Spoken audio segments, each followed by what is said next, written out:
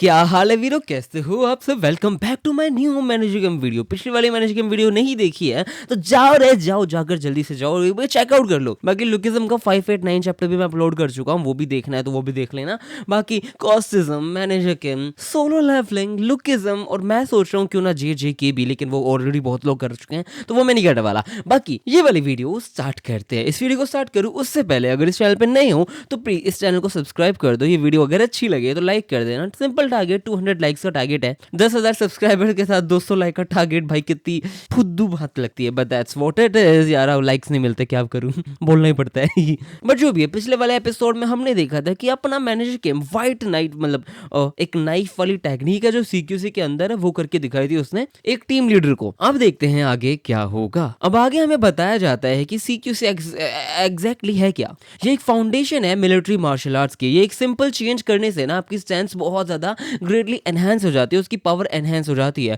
और ये बहुत तरीके से की जाती है। इसको कंबाइन किया जाता है अदर कॉम्बैट आर्ट्स के साथ, वेपन्स के साथ, ऑब्जेक्ट्स के साथ, और इसकी एफिशिएंसी को ऐसे ही बढ़ाया जाता है और जो पॉसिबिलिटीज है वो लिमिटलेस है। और यहाँ पर मैनेजर गेम आता है उसके पास और ये कहते हैं उन सारी लिमिटलेस पॉसिबिलिटीज के अंदर यहाँ पर मैंने एक अलग ही तरीके का वेरिएंट बना रखा है सीक्यूसी का, जो स्पेशलाइज हो रखा है नाइफ फाइटिंग के अंदर। और यहाँ पर ये काट के रख देता है उसकी गर्दन को। इसने व्हाइट नाइट यूज किया था, इसकी गर्दन जा चुकी है। ये बंदा कैसे जैसे अपने आप को संभाल के बैठा है।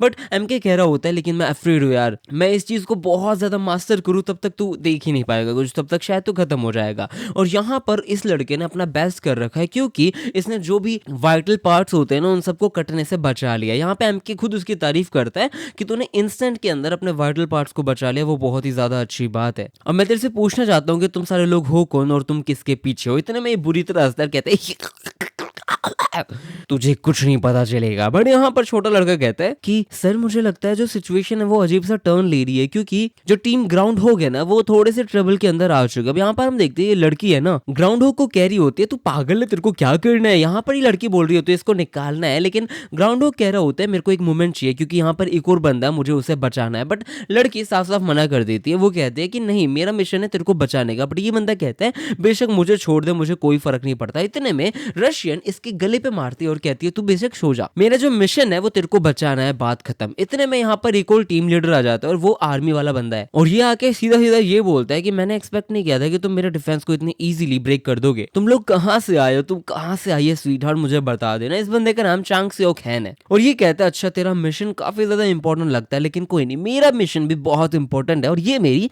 फर्स्ट असाइनमेंट है क्योंकि इसने जीभ निकाल के बोला था इसलिए बोल रहा हूँ मैं। अब यहाँ पर हम एक पास का सीन देखते हैं जहाँ पर इस बंदे ने बुरी तरह इसको मारा था और वो जो नीचे गिरा पड़ा टीम लीडर है वो कह रहा होता है मत कर। इतने में ये जो चश्मे वाला बंदा है ये कह रहा होता है मैं रेवोल्यूशन की तैयारी पे लगा पड़ा हूं और करूंगा। और जैसा कि तुझे पता है जो कोरिया है ना वो कोर तक रोटन हो चुका है, खराब हो चुका है।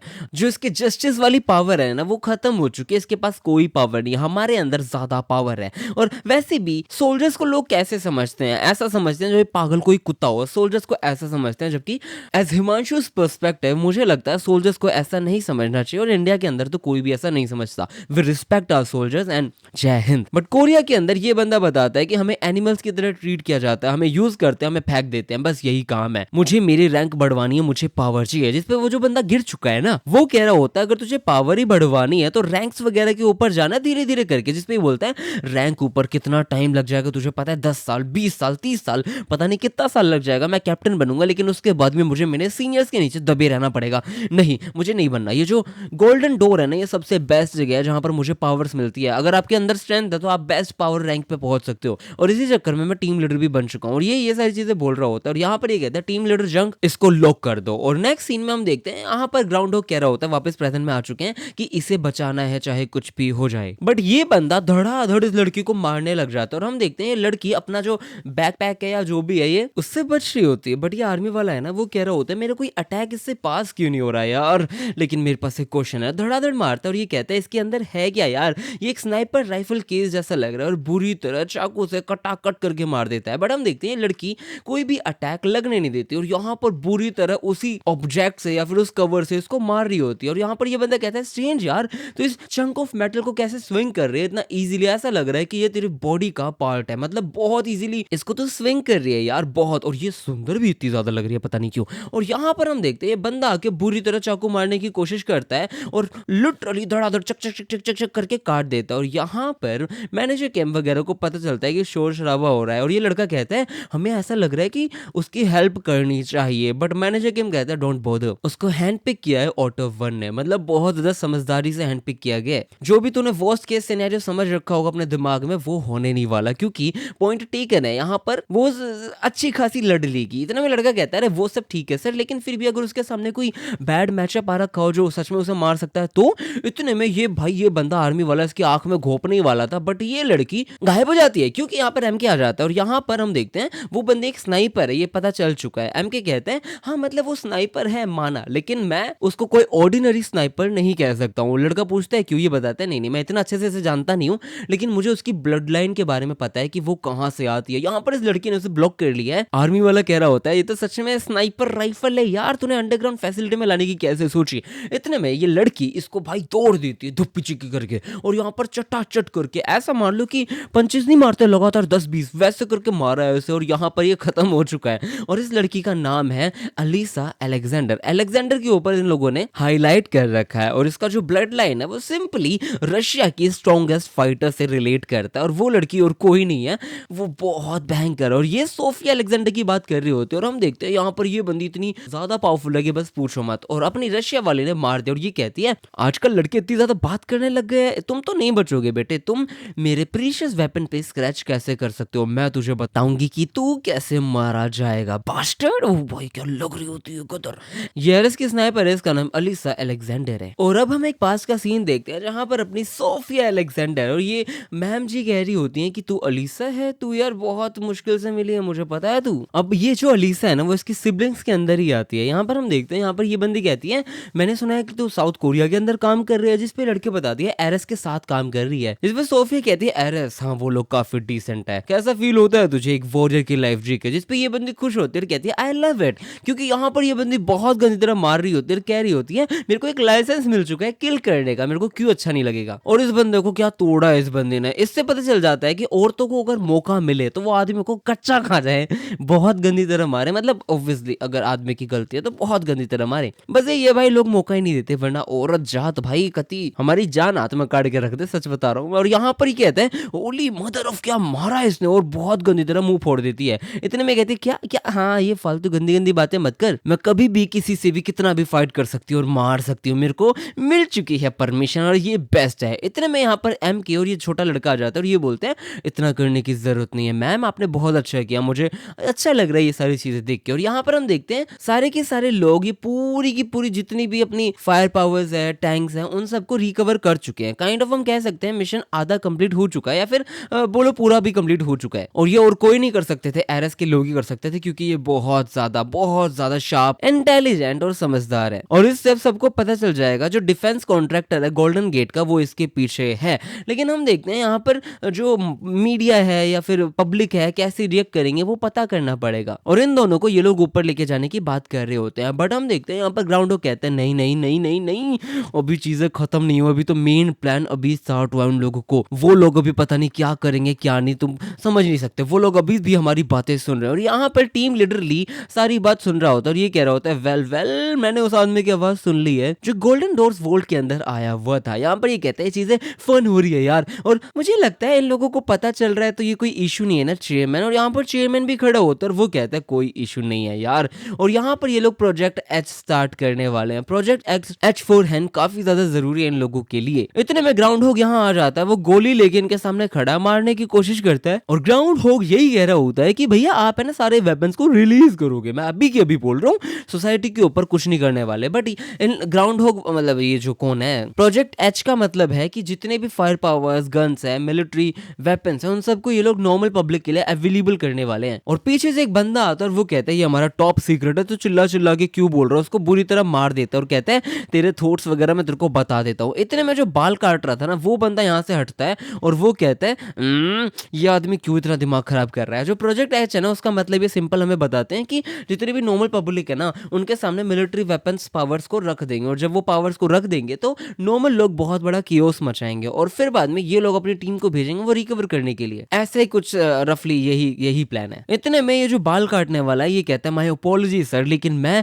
इसको बहुत गुस्सा आ रहा मुझे, और ये लिटरली इसका हाथ काट देता भाई। हम कीते गेम पे शॉक्ड हो रहे थे, इस बंदे ने खड़े खड़े एक बंदे का हाथ काट दिया और किसी को कोई फर्क नहीं पड़ा। ग्राउंड हुक चिल्लाता रह जाता है लेकिन कोई नहीं रुकता। यहाँ पर हम देखते हैं चेयरमैन कहता है तुझे पता है ना ये पूरी कंट्री बहुत खराब हो रखी है, हमें अपना फर्स्ट फेज स्टार्ट करना है। यहाँ पर चेयरमैन प्रेजेंट में आ जाते हैं, ये कहता है हमने कितने सारे वेपन्स छोड़े थे उल्सान के अंदर। यहाँ पर ये लोग बताते हैं सर सिर्फ 30% वेपन्स हमने उल्सान के अंदर छोड़े थे और 50% हमें सेपरेटली उन्हें छुपा रखा है और 20% हम इमीडिएटली डिप्लॉय कर सकते हैं अपने प्रोजेक्ट के लिए। इस पे चेयरमैन बोलता है तो हमें अभी स्टार्ट करना पड़ेगा और वो जो एरेस है ना वो फॉर्मिडेबल ओपोनेंट होने वाला है। मुझे इस चीज का पॉइंट ये नहीं समझ आया कि एरेस को इन्वॉल्व करने की जरूरत थी ही क्या। जब इनका प्लान ये था तो एरेस को, मैनेजर किम को, इन सबको इन्वॉल्व किया ही क्यों, मुझे समझ नहीं आ रहा। बट यहाँ पर हम देखते हैं एक गरीब बैगर टाइप बंदा बैठा होता है और उसके सामने एक पैकेट गिरता है और ये कहता है मैम ये आपका पैकेट वगैरह है क्या। इतने में ये पैकेट उठाता है और हम देखते हैं यहाँ पर एक बंदे के पास बुलेट आ जाती है और वो बंदा बेचारा चला देता है और वो कहता है मुझे नहीं पता था ये लोडेड है, मैं सोचा टॉय गन है, रुको मैंने कुछ नहीं किया। सारे लोग भागते हैं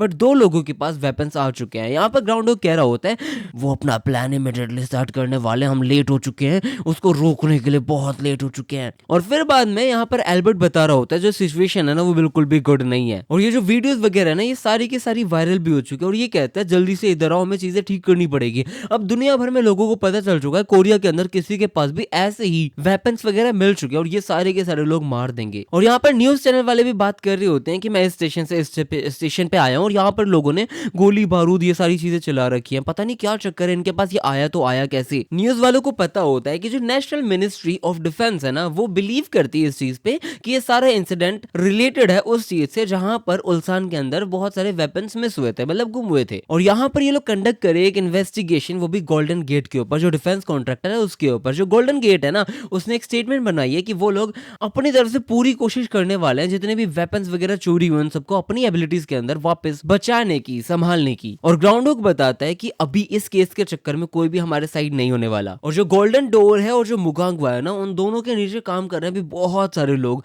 प्रेस हो कुछ भी हो, मिलिट्री कुछ भी नेम ले दो, वो सब इसके नीचे काम कर रहे हैं। अब यहाँ पर हम एक और सीन देखते हैं जहां पर कुछ मिलिट्री वाले लोग हैं और यहाँ पर इन लोगों ने बोला कि गोल्डन गेट ने सर कुछ कांड कर दिया। इतने में कहते हैं गोल्डन गेट ने सोल्व किया है, कुछ कांड नहीं किया। मुझे नहीं पता एग्जैक्टली ये बंदा कौन है बट ये गोल्डन गेट के साथ मिला पड़ा है और हम देखते हैं जिनशुल पाक को भी ये सारी की सारी बातें पता चल चुकी है और वेपन्स को ढूंढने का पूरा का जो क्रेडिट है वो दे दिया गया है अपने गोल्डन डोर वाले लोगों को, जबकि ढूंढा कैसे, जिनशुल पाक ने, मतलब एरेस ने। और यहाँ पे मैनेजर नैम कह रहा होता है कि सर है ना इशू जो है ना वो बहुत ज्यादा बड़ा है, जो एनिमी है ना वो उन्हें सब पता है वो क्या कर रहे हैं और जो जनरल चो है ना वो रिस्पॉन्ड नहीं कर रहे अब। और ये स्ट्रेंज सी बात है कि इस बंदे ने, मतलब जो जनरल चो है उसने हमें मिशन दिया था, मतलब कुछ गड़बड़ है। यहाँ पर जिनशुल कहता है इंटरेस्टिंग यार, जो एनिमी है उसने वॉर कर दिया हमारे अगेंस्ट, सारी चीजें साथ में रख दो, हम है ना गोल्डन गेट पे विजिट देने वाले हैं। अब यहाँ पर हम देखते हैं ये आंटी जी जा चुकी हैं और आंटी जी को एक मिशन असाइन कर दिया है। अब ये बंदी एग्जैक्टली कहाँ है मुझे नहीं पता लेकिन शायद गोल्डन गेट पे है। और आंटी जी यहाँ पहुंच के कह रही होती है आउच, मेरी आंखें आजकल काफी ज्यादा ब्लेडी हो रही है यार, आजकल चीजें समझ नहीं आती है ना, तू समझ सकता है मुझे रिटायर होने की जरूरत है, तुझे क्या लगता है लॉन्ग हेयर यंग मैन। अब इसके पीछे टीम लीडर ली खड़ा होता है और आंटी जी कह रही होती है ये बहुत टाइम होगा किसी ने मेरे बैक के पीछे आके कुछ करने की कोशिश नहीं करी थी। अरे अरे आंटी जी मतलब क्या है आपका ही। बट टीम लीडर ली कह रहा होता है अरे आप तो अभी बहुत यंग हो, आपको रिटायरमेंट की कोई जरूरत नहीं। ये बंदी हंसती है और ये कहती है इज दैट राइट, और एक पंचर वाली वो जो निडल है वो इसके ऊपर लगा देती है और ये कहती है अरे यार यंग मैन आपके अंदर दम तो है, आपको अच्छे से पता है किसी को कॉम्प्लीमेंट कैसे करते हैं, लेकिन अगर ऐसा कॉम्प्लीमेंट मिलता है ना तो मुझे समझ आ जाता है कि मैं यंग नहीं बची हूँ, मैं ज्यादा बूढ़ी हो चुकी हूँ। और अब थोड़ा ध्यान से सुन ले क्योंकि मेरा नाम है यूकी कुरोदा, मैं बहुत पावरफुल हूँ, ऑक्सोन जियोंग से आई पड़ी हूँ मैं, ही। और इस बंदे ने बढ़िया तोड़ना स्टार्ट किया है सब। अब यहाँ पर ये आंटी कह रही होती है कि मेरी आईज काफी ज्यादा ब्लरी हो चुकी हैं, शायद मुझे रिटायर करना चाहिए क्योंकि मुझे तू भी नहीं दिखा था लॉन्ग हेयर यंग मैन। इतने में ये बंदा कहता है अरे नहीं आंटी जी कैसी बात करो, आप तो काफी यंग हो। जिसपे ये बंदी कहती है ही ऐसी बात है क्या गुड मैन। और ये बंदी इसके पैर पे पहले एक इंच लगा देती है और फिर कहती है तू सच में काफी समझदार है, तुझे कॉम्प्लीमेंट करना तो आता है, आजकल के बच्चों के पास ये है नहीं, लेकिन तू क्या मेरे से जीत पाएगा, मेरा नाम है यूके कुरोदा। और यहाँ पर ये ऑक्सोन जियोंग इसका रियल नेम है लेकिन इसका नाम अब यूके कुरोदा हो चुका है। इतने में टीम लीडर ली इसको बहुत गंदी तरह मारता है बट हम देखते हैं आंटी जी बहुत ही गंदी तरह लाती से फोड़ देती है और ये कहती है तुझे पता नहीं तुझे कहाँ होना चाहिए, बुरी तरह मारता है बट आंटी जी बहुत स्ट्रॉन्ग है, ये बच जाती है। टीम लीडर ली बताता है मैं एक टीम लीडर हूँ, एग्जीक्यूटिव टीम लीडर हूँ टू बी प्रिसाइज। आपको पता है और लड़ते लड़ते बता रहा है कि आपको पता है कि ये जो टीम लीडर्स है ना वो डिवाइड हो चुके हैं टायर्स के अंदर, क्योंकि ये बहुत ज्यादा बड़ी कंपनी है गोल्डन गेट, इसलिए इसे एक सिस्टम चाहिए था ताकि वो अपने सारे टीम लीडर्स को देख पाए, और इसीलिए मुझे सबसे ज्यादा हाईएस्ट मैनेजर पोजीशन मिल चुकी है। यहाँ पर हम देखते हैं आंटी जिसको बहुत गंदा फोड़ती है। आंटी कहती है मेरे पास सिर्फ एक हंच है, यहाँ पर पीछे से एक और बंदा इसे मारता है, और वो कहती है तो कोई ऑर्डिनरी मैनेजर तो नहीं है, और यहाँ पर आंटी इस टकले को भी बुरी तरह फोड़ देती है, और वो कहती है इतने सारे लोग मेरे को मारोगे एक साथ आके। यहाँ पर लिटरली एरिस की इस आंटी को मारने के लिए 4 लोग आ चुके हैं। आंटी खुद कहती है कि अरे वाह, तुम्हें एक ओल्ड लेडी को पकड़ने के लिए इतने सारे लोगों को बुलाना पड़ा, बाप रे कितने गंदे बच्चे हो, लेकिन चलो कोई नहीं, आ रहा हूं। अब नेक्स्ट सीन में हम देखते हैं यहाँ पर कुरोदा रुई आंटी कह रही होती है क्या मुझे रिटायर होना चाहिए। अब यहाँ पर जिनचुल पाक उससे बात कर रहा होता है। जिनचुल पाक पास में साफ साफ बोल चुका है कि प्लीज मैं आपको ना इस मिशन में जाने नहीं दूंगा, टू बी ऑनेस्ट मैं चाहता हूँ कि आप रिटायर हो जाओ। ये साफ साफ बिल्कुल क्लियरली बोल रहा है, ये नहीं सोच रहा कि इनको बुरा लगेगा, गंदा लगेगा, अच्छा लगेगा।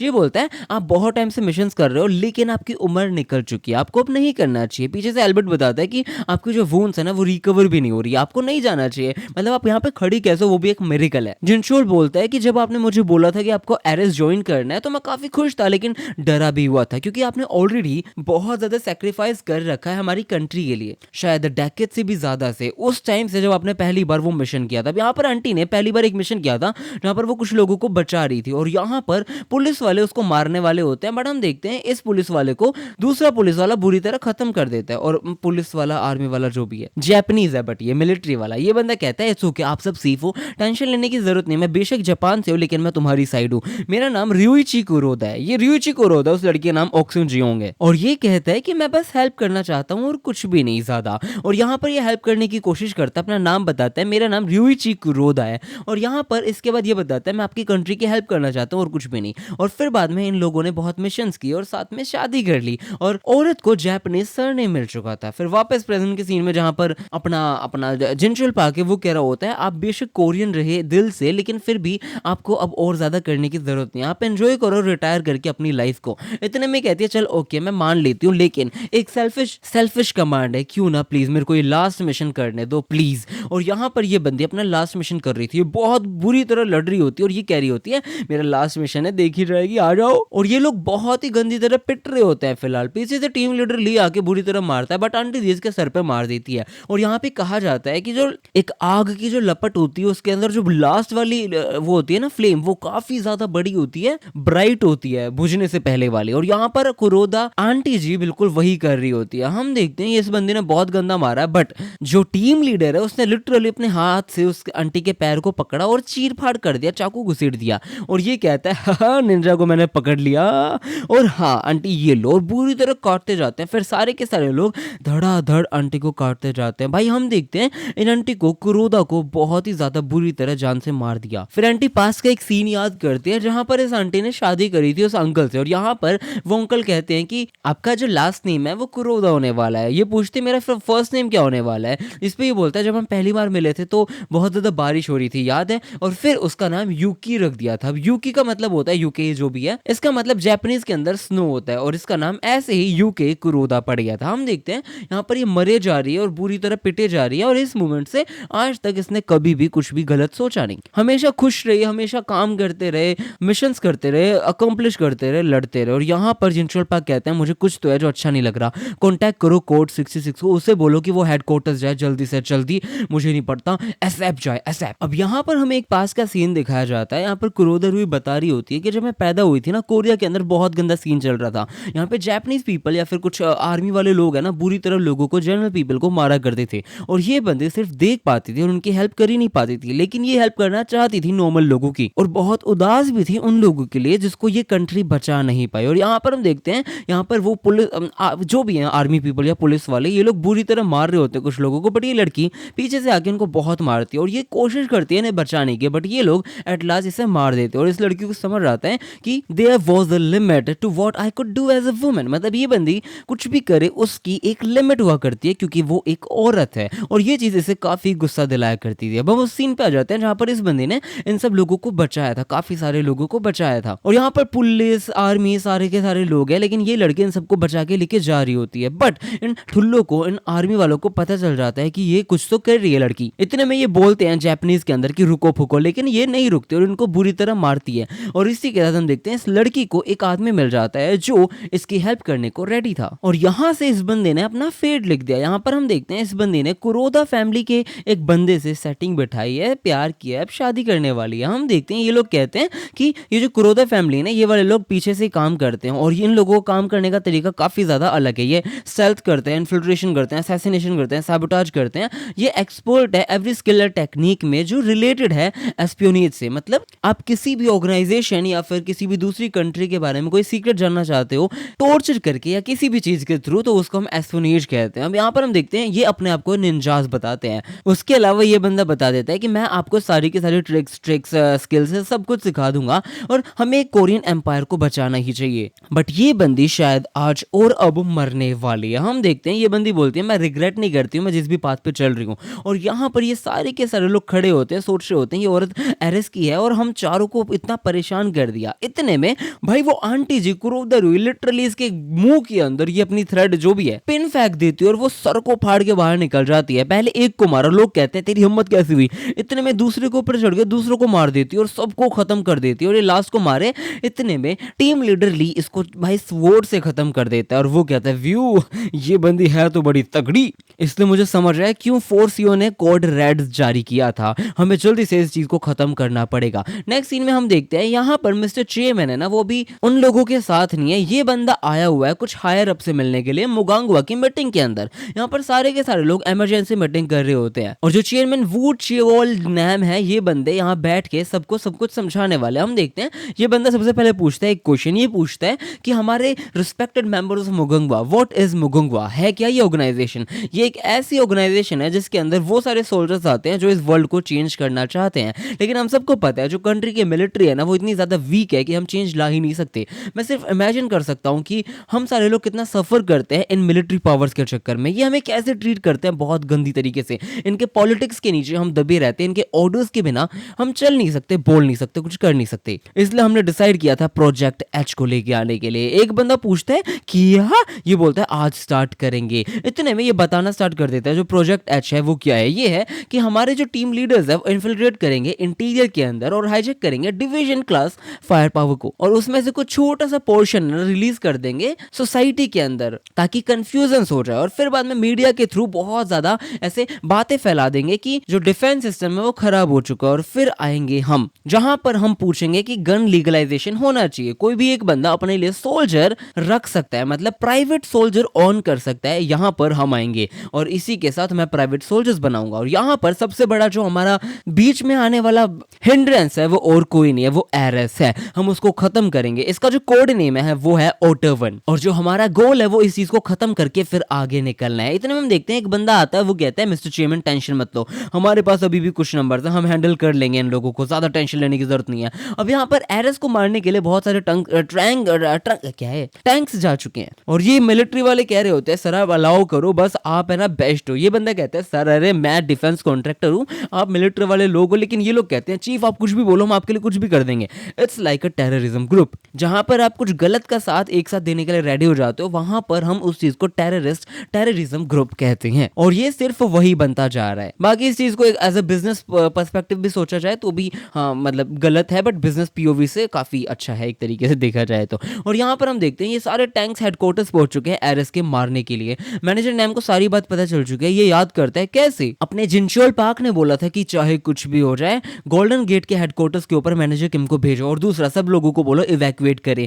एरएस अपना हेडक्वार्टर्स अबैंडन कर रहे हैं। मैनेजर नैम पूछता है लेकिन जिनचोल बताता है मैं हमारे पास कोई चॉइस नहीं, हमें सीरियस होना पड़ेगा। इस पॉइंट से हम फाइट करने वाले हैं अगेंस्ट दी कंट्री। और यहाँ पर टीम लीडर ली ने इस औरत को लगभग मार दिया, खत्म करके बैठा और ये कहता है ये कैसे मॉन्स्टर है, अभी भी जिंदा है ऐसा लग रहा है। लेकिन आंटी जी टेंशन मत लो, जो भी आपके जैसे एक्स्ट्रा ऑर्डिनरी लोग हैं ना उन सबको आज मैं खत्म करवा दूंगा। इतने में यहाँ पर हम देखते हैं लड़की कहती है तू आज मरेगा, तू गया। और ये पीछे मुड़ के देखता है और यहाँ पर सारे के सारे लोग स्टील वायर से लटके हुए होते हैं। हम देख पाते हैं कि इस बंदे की फट चुकी है। ये कहता है ये क्या है। और इस टाइम पे पहली बार इस बंदे ने एक प्रेडेटर की आंखों में आंखें डाल के देखी और इसकी आग तू तड़पाड़ के भाई तू तड़पाड़ के मैं बता रहा हूँ तड़पाड़ के बहुत बहुत गंदी तरह डर गया। और यहाँ पर मैनेजर कैम फोन करता है जिनचोल पार्क को, कहता है मुझे टारगेट मिल चुका है, स्टेटस नॉट गुड, वो ठीक नहीं है। इतने में जिनचोल कहता है Roger in that case exterminate कर दो जो भी इन्वॉल्व्ड है पर्सनल, मतलब जो भी आदमी वहां आमने सामने उन सबको एक्सटर्मिनेट कर दो। और इस मूवमेंट के लिए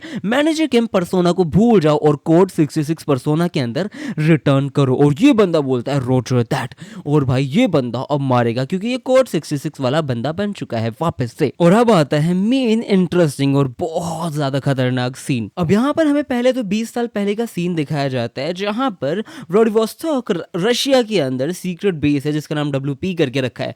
यहाँ पर एक कोड नेम 66 के बारे में बात कर रहे होते हैं। यहाँ पर हम देखते हैं एक इंस्ट्रक्टर है, वो बता रहा होता है कि जब सारे लोग बैठ चुके हैं तो मैं आपको समझाता हूँ कि कोड नेम 66 कौन है, उसकी ब्रीफिंग करता हूँ। Okay, also known as Code 66, he is a black ops agent who has massive success in operation across nations such as Russia and China. कुल मिला के ये बंदा बता रहा था कि कोड 66 का मतलब है एक बंदा है, ब्लैक ऑप्स एजेंट है जिसका मैसिव सक्सेस रेट है इन ऑपरेशंस अक्रॉस इन नेशंस में। हम देख सकते हैं जैसे कि रशिया या चाइना के अंदर। सारी की सारी डिटेल्स वगैरह वो कंसील्ड है, वो नहीं दी गई है। यहाँ पर हम देखते हैं एक सुपीरियर भी है, वो भी बैठा है और वो कहता है मुझे इससे नहीं फर्क पड़ता, वो बॉस्टेड है का ये बताओ। अब यहाँ पर ये लोग बताते हैं कि वो भाग चुका है ब्लूप्रिंट्स लेके जो कंटेन कर रखे थे डिटेल्स सी वेपन्स जो डेवलपमेंट के अंदर थे। और ये इतना काफी नहीं था, उस बंदे ने एनहाइलेट कर दिया सिक्योरिटी टीम को जिसने लैब को बचा रखा था अभी तक। और उसको बाकी के अगर ब्लूप्रिंट्स वगैरह मिल जाते हैं तो हम लोग बस खत्म है, फिर हमारा कुछ नहीं होने वाला है। जिसपे साइड वाले सर पूछते हैं कि फिर हमें क्या करना चाहिए, वो किस चीज से मारता है पहले तो ये बताओ। फायर आर्म से मारता है, पॉइजन से मारता है, तो लोग बताते हैं स्टील वायर से मारता है। ये मतलब सिंपल दिखते हैं आउटसाइड से लेकिन वो कस्टम मेड है फॉर स्पेशल यूजेस के लिए यार। ये वायर्स मोस्टली स्पेसिफिक मिशंस वगैरह है ना, उन सब चीजों के लिए यूज किए जाते हैं। और वो ऐसा है कि बेस्ट है, एफिशिएंटली किसी भी टारगेट को मारने के लिए वो काफी है। और यहाँ पर हम वापस प्रेजेंट में आ जाते हैं जहाँ पर टीम लीडर ली बहुत गंदी तरह भागता है लेकिन वो स्टील वायर से लटक जाता है और गिर जाता है। और गिरता है, हम देखते हैं इसके पास MK आता है और बुरी तरह लात मारता है, ये उड़ता हुआ जा रहा है। टीम लीडर खड़ा होने की कोशिश करता है, वो कहता है मैं खड़ा भी नहीं हो पा रहा हूँ और मैनेजर की मुझे छेद देता है। भाई टीम लीडर ली कहते हैं how the heck is he so strong, ये इतना स्ट्रॉन्ग कैसे है। इतने में भाई MK तो उसको लात ही लात से तोड़ देता है। ये कहता है ये मुझे डिस्ट्रॉय कर रहा है, ये हंसता है, ये कहता है मैंने तुझे पकड़ लिया। इसके भी इसने पैर में चाकू घोंप दिया। ये कहता है अब बस टाइम होने वाला है, टेंशन मत ले। मैं तेरे से एक चीज पूछना चाहता हूँ, आई होप तू माइंड नहीं करता, लेकिन तू अपनी लिविंग के लिए क्या करता है। मतलब मैंने बहुत ट्राई किया सोचने का लेकिन कुछ भी समझ नहीं आ रहा। जो इकलौती इन्फो आ रखी है वो ये है कि तू बाइक को मैं और बुरी तरह मैनेजर किम उसे ठोक देता है। हम देखते हैं उसे पकड़ पकड़ के मारता है, एक मुक्का मारते है, जमीन में डाल देता है, वापस उठाता है और कहता है मैं क्या करता हूँ ये इंपॉर्टेंट नहीं है, इंपॉर्टेंट ये है कि मैं अभी एक मिशन पे हूँ, मैं अपनी ओल्ड सेल्फ में आया हुआ हूँ टेम्परेरीली, जो सिर्फ फोकस करता है अपने मिशन में जो उसके हाथ में आ रखे है। मैं रिटर्न कर चुका हूँ बीइंग कोड 66। अब यहाँ पर वापस वो वाला पास जहाँ पर इंस्ट्रक्टर बता रहा होता है। और जब से सबसे ज्यादा स्कीरियस्ट पार्ट है ना कोड नेम 66 का, वो ये है कि वो अब normally high mission success rate रखता है। मतलब ये बंदा स्पेशलाइज है असैसिनेशन और एस्पियोनेज के अंदर। मैंने बता दिया असैसिनेशन का मतलब है तो किसी को भी काटना, पाड़ना, लड़ना, तोड़ना, कैद से छुड़ाना, कैद में रखना, ये सारी चीज है। एस्पियोनेज का मतलब है कोई भी सीक्रेट चीज जो मिशन इम्पॉसिबल के अंदर टॉम क्रूज करता है ना, कि कहीं पे भी जाके भेस बदल के या कुछ भी करके कोई भी सीक्रेट इसको अगर निकलवाना होता है तो कुछ भी करके वो निकलवा ले, उसे एस्पियोनेज कहते हैं। इतने में ये जो सीनियर होता है कहते हैं पॉइंट पे हम उसे कैप्चर कर भी सकते हैं या नहीं कर सकते हैं। बट हम देखते हैं यहाँ पर ये लोग ज्यादा बात करें ना करें बट इन्हें पता है ये नहीं कर सकते। इतने में ये बताता है कि जो हमारे पास वेपन है ना वो एक गैस है, गैस वेपन है जो केपेबल है, वो किल कर सकता है लगभग 10,000 लोगों को एक साथ, वो भी tiny amount of that gas. और ये सिर्फ और सिर्फ मेरे पास है इस चीज का ब्लूप्रिंट, समझ आ रहा है। इतने में यहाँ सारे लोग कोलैप्स होने लग जाते हैं, गिरने लग जाते हैं। और हम देखते हैं यहाँ पर मैनेजर के बन जाता है टॉम क्रूज और ये बंदा अपने मुंह से फेस मास्क उतार के फेंक देता है और सीधा उसके पास आ जाता है और अब ये उससे ले लेगा जो भी लेना है। और ये बंदा कहता है ये one of the scariest people in the world, क्योंकि ये बंदा एस्पोनेज करता है जैसे कोई भी नहीं करता। इसका जो सक्सेस रेट है ना मिशन कंप्लीट करने का वो सबसे ज्यादा है। और ये तो तब का सीन है जब ये जवान हुआ करता था, लिटरली रशिया में जाके ब्लूप्रिंट लेके आ गया, ये बहुत बड़ी बात है। नेक्स्ट सीन में ये बंदा यहाँ पर इसका गला घोट रहा था और असैसिनेशन के अंदर भी तगड़ा है तो इसको लगभग जान से मार चुका है। नीचे टीम लीडर ली कह रहा होता है ये कैसा मॉन्स्टर है यार, कुछ भी इस पे काम नहीं करता, ये कितना ज्यादा स्ट्रॉन्ग है। मैनेजर किम पूछता है तू पूछ रहा था ना कि मैं क्या करता था फॉर ए लिविंग, ज्यादा स्पेशल नहीं करता था, मैं तुम्हारी तरह ही रहता था, मैं थोड़े बहुत मिशंस लेता था, उन पे सक्सीड करता था और फिर बाद में अगला मिशन ले आता था। हम दोनों में से बस डिफरेंस यही है कि मैं हमेशा सर्वाइव करता था, दैट इज ऑल। अब ये चीज मैनेजर किम बता देता है जिनशोल पाक को कि हमारा ऑब्जेक्टिव कंप्लीट हो चुका है, हमें दादी मिल चुकी है, उनको ठीक करने की हम पूरी कोशिश करेंगे। और यहाँ पे जिनशोल पाक को पूरी बात पता चलती है, ये कहता है अबॉर्ट करो मिशन को, हम है ना इन्वेस्टिगेट नहीं करने वाले गोल्डन गेट को, वहां पे जितनी भी चीजें उन सबको रैप अप करो और हम जा रहे हैं। फिर बाद में ये बंदा पहुंच जाता है सीधा मुगंगवा मीटिंग प्लेस पे। ये बंदा अंदर घुसता है, सोल्जर को एक कार्ड पकड़ाता है जिसके अंदर लाइसेंस टू किल है और सीधा अंदर जाके कहता है मैं जिनशोल पार्क वापस आ चुका हूँ अपने फुल फेवर में। यहाँ पर सब लोगों को पता चल चुका है अंदर की जिनशोल पार्क आ चुका है। ये लोग बुरी तरह गुस्से में जाते हैं, कॉल मिला देते हैं और बाहर जिनशोल पार्क अलग लेवल पे खड़ा होता है। हम देखते हैं चिल्लाता है कि मुगंगवा में ये क्या कर रहा है, बट बाहर जिनशोल पार्क लिटरली अपने दी वॉर मशीन बन चुका है। ये बंदा वापस बन चुका है द ग्रेटेस्ट वॉर हीरो जो कोरियन आर्मी को अभी तक कंसीव हुआ था। ये रैकलेस है जिसका कोई अंत ना हो, ये फेयरलेस है सब लोगों के सामने, सब चीजों के सामने। जिनशोल park became his old self जो कभी भी सरेंडर नहीं करता था, कभी भी रिट्रीट नहीं करता था। और हाँ, ये बंदा ओल्ड जिनशोल पार्क बन चुका है। यहाँ पर ये हंसता है, ये कहता है ये एक अनस्टॉपेबल फोर्स बन चुका है। और हम देखते हैं धड़ाधड़ भाई गोली बारूद चला देता है और वॉर अब स्टार्ट हो चुकी है और ये एपिसोड यही खत्म हो चुका है। आई होप आप सबको ये वाली वीडियो अच्छी लगी, तो अगर अच्छी लगे तो प्लीज वीडियो को लाइक कर दो, चैनल पे नए तो सब्सक्राइब कर दो। और यार प्लीज मैनेजर किम के साथ साथ कोस्टिज्म और सोलो लेवलिंग भी एक बार जाकर चेकआउट कर लो, मैंने एक्सप्लेन कर दिया। Thank you so much for watching my video. मिलते हैं नेक्स्ट वीडियो में। Tata, take care, goodbye, good night, ठीक है।